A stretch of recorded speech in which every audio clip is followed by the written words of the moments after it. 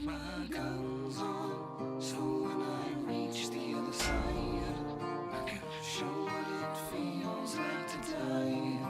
Bury me with my guns on, so when I'm cast out of the sky, I can shoot the devil right between the eyes. Bury me with my guns on, so when I reach the other side, I can show him what it feels like to die.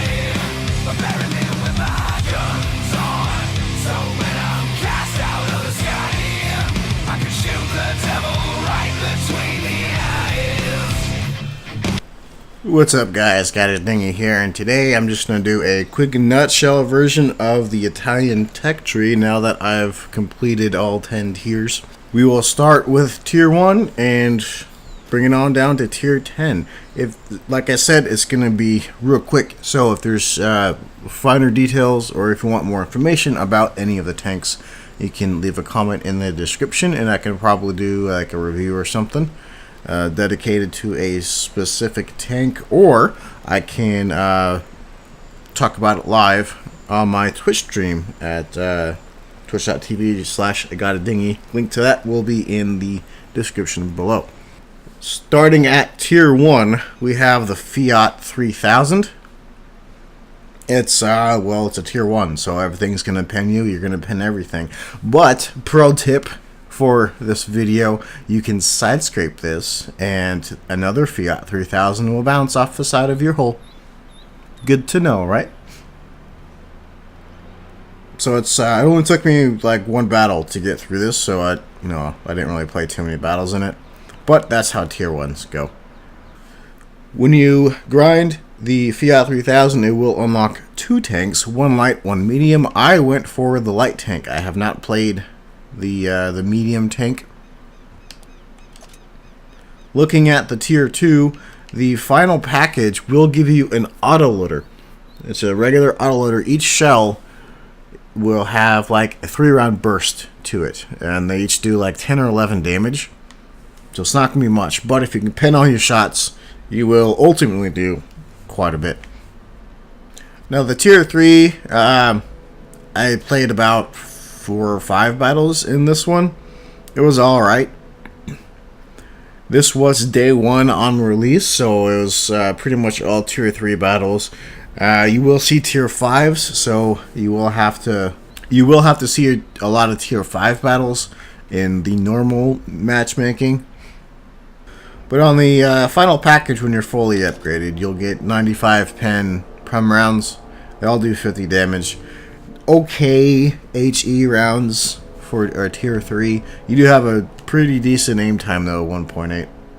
Now, the tier 4, this is where things start to get interesting.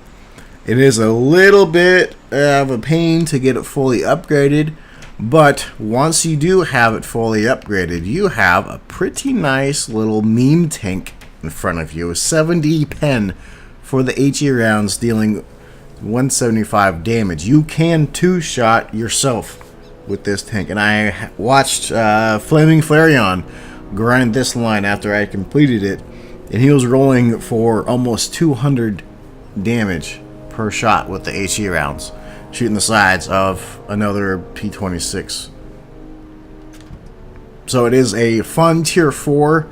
I would not call it competitive by any means. You have a massive aim time, which is something you'll see throughout the line, but it is a fun tank to play if you like playing the low tier battles.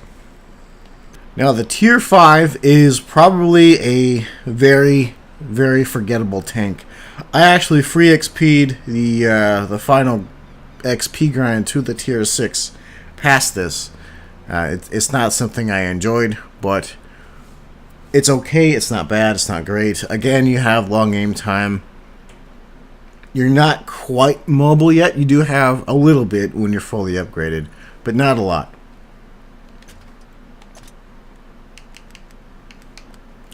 For the final package of the P43, you have a pretty high rate of fire, 110 alpha, which is pretty normal for about that tier.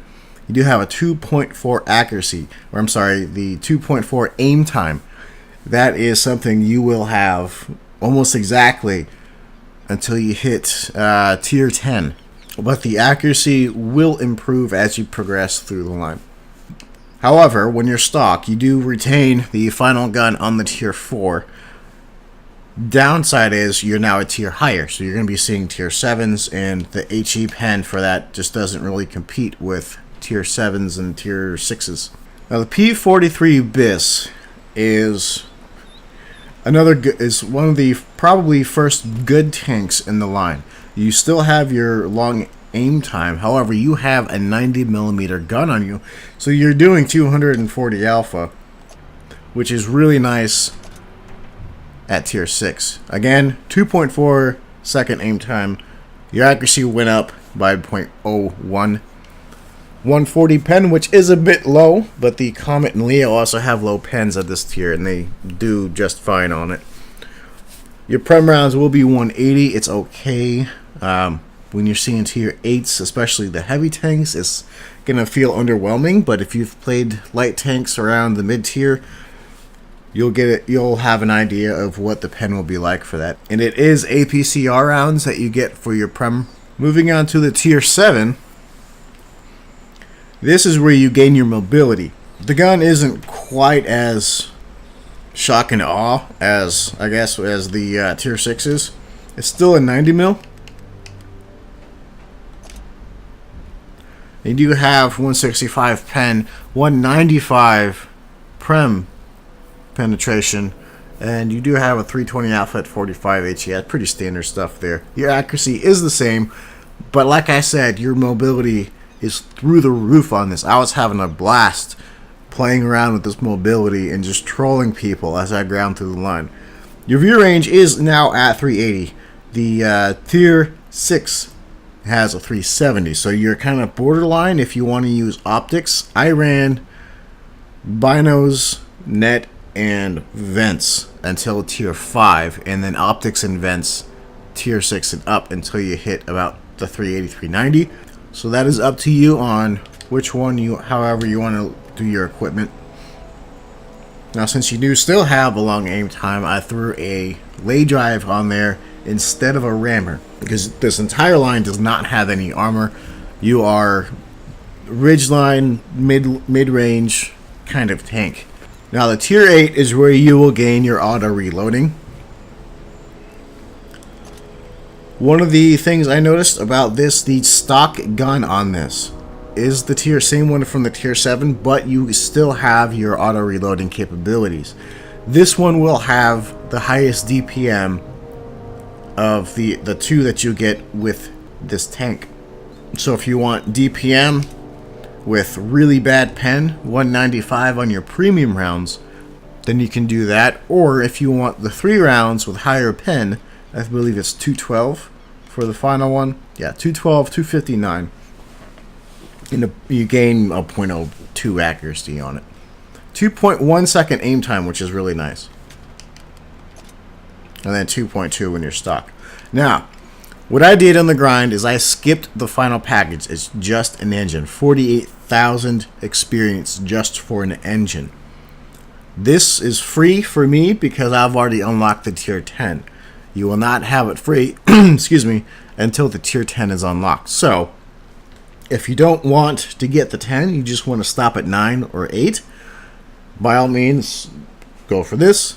But the tier 9 is the best one tier for tier out of the auto reloading trio. And it does count for 1/3 of the XP requirements for the tier 9 as well. Now, I don't know if I mentioned it at the start of the Pantera, but you have 2 rounds on the stock gun. Once you upgrade it to this package, then you'll get 3. Unless I'm mistaken. If I am, ignore me.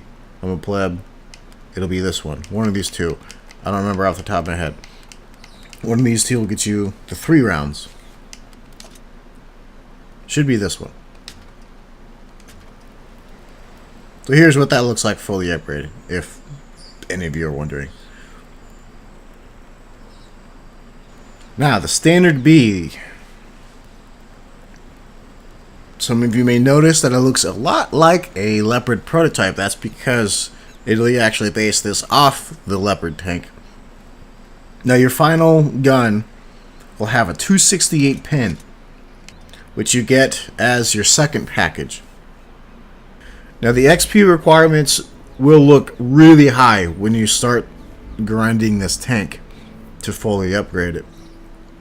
However, as you progress through the packages, they will drop off quite a bit. I think the last one was like 28,000 experience. This one here that I have, which made this one down here free because it's just the gun. It's just the 90mm gun from the tier 8. So 268 pen at tier 9 is amazing. Trust me, I never fired any prem rounds except for one battle where I wanted to try out the prem rounds, and that was it. That's all I did, and I pinched 95% of the shots, obviously, because it's 330 pen. Now you do have a 2.3 second aim time on this one, so it's starting to go down. 0.35 accuracy, which is okay. 105 pen on HE. That makes it kinda worth getting HE rounds on this, but and 390 V range. But as of the way the rounds work, if you don't know already, if you have one or more shells loaded in the auto reloading gun and you change ammo types, it will completely restart the reloading process. So you start with your first shell regardless of where you were in the loading process prior. Now at tier 10, you gain a fourth shell. Your aim time drops to 2.1. You still basically have the same gun. It's just one more shell, a little bit better accuracy, but your reload drops by I think 2 seconds. Now with my loadout with rammer, vents, and food, and brothers and all that, the reload is about 10.2, 10.5 seconds for the final shell to be loaded. So the first shell you fire reloads in about, we'll call it 10.5 seconds. Which is bad, yes, I know. For the auto reloading guns, mainly the 9 and 10. So tier 8, it's okay. If you empty out your whole clip for the tier 8, it's like 32 seconds to fully reload, which is quite a bit for only dealing 240 per shell at 3 shells. The tier 9, it gets even worse. The tier 10, you are loading the entire clip for 52 seconds. So keep that in mind when you are managing your shells in battle, trying to decide if you fire or not. Now I did have an ace tanker and the standard B. I sent that to Space Bandit, so check his channel out. Clone Guy, I'm sure, has his own, so you can definitely be ready to start seeing some ace tankers from his channel on his own battles. I did ace the Progetto 65, but sadly it was my first battle of the day, and wouldn't you know it, I didn't have my capture card on. Lesson learned. My opinion of the line, regardless of what the bad rep it's getting, for me, because of my playstyle, it was probably the funnest tech tree grind I've had in a very, very long time, if ever. And yes, I actually do mean if ever. I do not remember a tech tree that had so many tanks I enjoyed playing. Yeah, all tech trees will have, their highlights throughout the line. But the only bad one in this line, for me, would be the tier 5. Now don't get me wrong, I don't approve with how much of a nerf mainly the 9s and the 10s got. I think it's really bad DPM for what it is. It's a real struggle just to do 4,000 damage, which is about where you start getting your good games in. And I feel like I'm doing 80% of the battle sitting there watching it happen because I can't fire a shell, because I need all my shells back in to help out my team. On the flip side, when you compare this to a single shotgun, because you can't fire it in a single shotgun, yes, DPM is trash. But you've got a clip. So, if you need to, you can basically quote-unquote boost your DPM by dumping out your clips every 2.5 seconds. I think it's 3 seconds for the Tier 9. On the other hand, compared to autoloaders, now when you compare it to autoloaders, it's pretty much the same story, only clip side instead of single shot side. If you have it reload in the same amount of time as, let's say, a Bat Chat, what is it, like 32, 33 seconds for a reload on that? It would be overpowered because you can fire one shell at a time and reload that shell. So if I were to make a suggestion to Wargaming, unlikely that they'll watch this, but just in case, you never know, buff the DPM by, let's say, 5%. 5%, that's it. Just a tiny, tiny little buff. In fact, I think, which I did not mention earlier, boosting the alpha from 360 to 390, which is completely pointless to have it at 360, would be a great start. If you're not going to boost, like, buff the DPM of it by 5%. Accuracy, it's fine. Aim time, it's fine. Pen, it's fine. Mobility, it's fine. Even though this is a little bit more sluggish to accelerate than the Tier 9, it's still fine. View range is fine.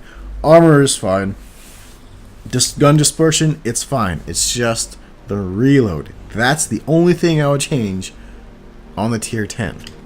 So, I hope this video helped you guys out. Like I said, if you have any questions about the line, on something I didn't go over, if you want more details on any tank in particular, let me know in the comments. I can play them on stream every Tuesday, Thursday, and Saturday through Twitch, or answer questions live if I happen to be playing the tank already. Links to Clone Guys and Space Bandits YouTube channels will be in the description, along with my Twitch page. If you don't live in Central US time, there's a countdown timer below the stream window to help you out. Makes it really easy to know when I'll be online, or makes it really easy to know when I'll be live next. Thanks for watching. I'm Gotta Ding It, and I will see you later.